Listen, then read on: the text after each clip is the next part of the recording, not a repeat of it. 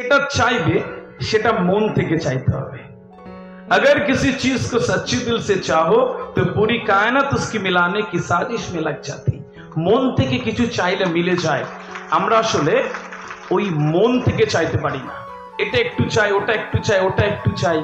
একটা কথা শুনে রাখো ইয়াংস্টাররা, যারা বাবারা রয়েছেন, মায়েরা রয়েছেন, শুনে রাখেন, যারা অনেক কিছু জানে তাদের ভাত হয় না। যারা অনেক কিছু জানে তাদের ভাত হয় না। এটা একটু করে, ওটা একটু করে, সকালে এটা করে, বিকেলে ওটা করে, আবার সকালবেলা উঠে ভাবে যে কি করে খাবো। সুতরাং it is not time for GK, general নলেজের দিন শেষ হয়ে গেছে। It is time for SK, special knowledge. একটা বিষয়ে পারদর্শী হতে হবে, এত সুন্দর হতে হবে, এত সুন্দর হতে হবে যে পৃথিবীর যেখানে যাবেন পৃথিবী আপনার জন্য জায়গা করে দেবে। সুতরাং ওইটা ওইভাবে চাইতে হবে। এত সুন্দরভাবে কোনো একটা বিষয় অ্যাকোয়ার করব।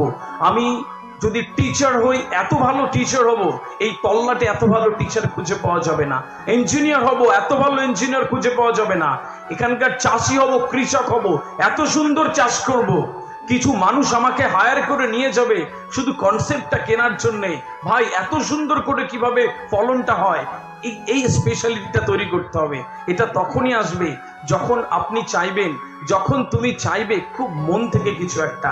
এত মন থেকে চাইতে হবে না যে আল্লাহ সুবহানাহু ওয়া তাআলা মিলিয়ে দেবে। আব্বাকে ভালো রাখবার জন্যে, মাকে ভালো রাখবার জন্যে, এই সমাজের মানুষকে ভালো রাখবার জন্যে, তৌফিক সাহেব যেভাবে বলছিলেন পাশের মানুষটাকে ভালো রাখবার জন্যে, ওইটা চেয়ে রাতের বেলা শুতে যাবে। সে জীবনে কারো না কারোর জন্য বাঁচতে হবে।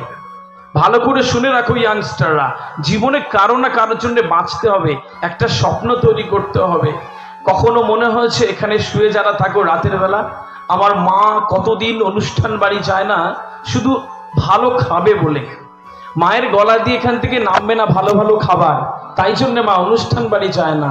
বাবা কতদিন কত জায়গায় গিয়ে খায়নি এটুকু ভাবে আমার ছেলে স্কুলে রয়েছে, এত সুন্দর খাবার ও তো খেতে পাচ্ছে না, আমার গলা দিয়ে নামে কি করে?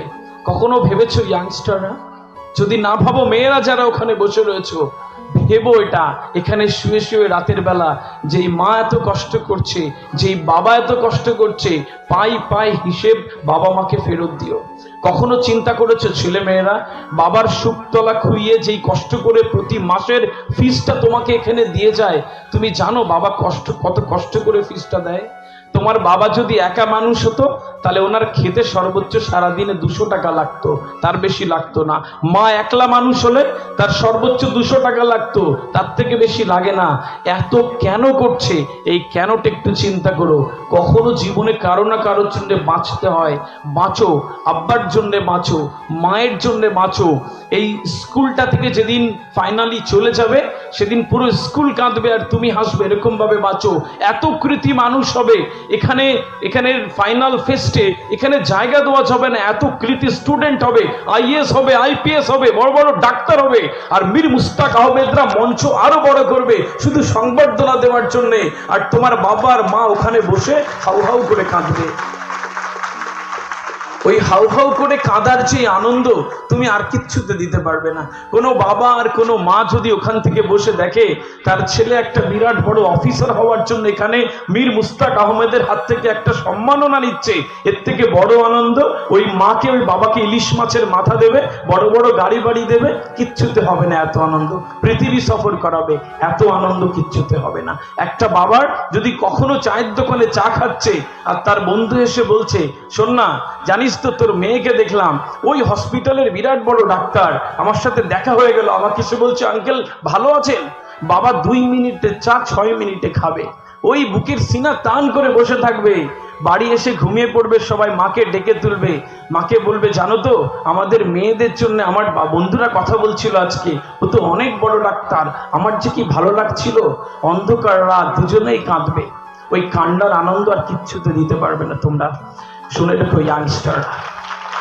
সুতরাং জীবনে কারো না কারোর জন্য বাঁচো, এমন সুন্দরভাবে বাঁচো যে বাঁচাটা সার্থক হয়ে যাবে। আল্লাহ সুবহানাহু ওয়া তাআলা পছন্দ করে ফেলবে, তোমাকে অনেক বড় জায়গায় দিয়ে দেবে। এটা মাথায় রেখে দিও।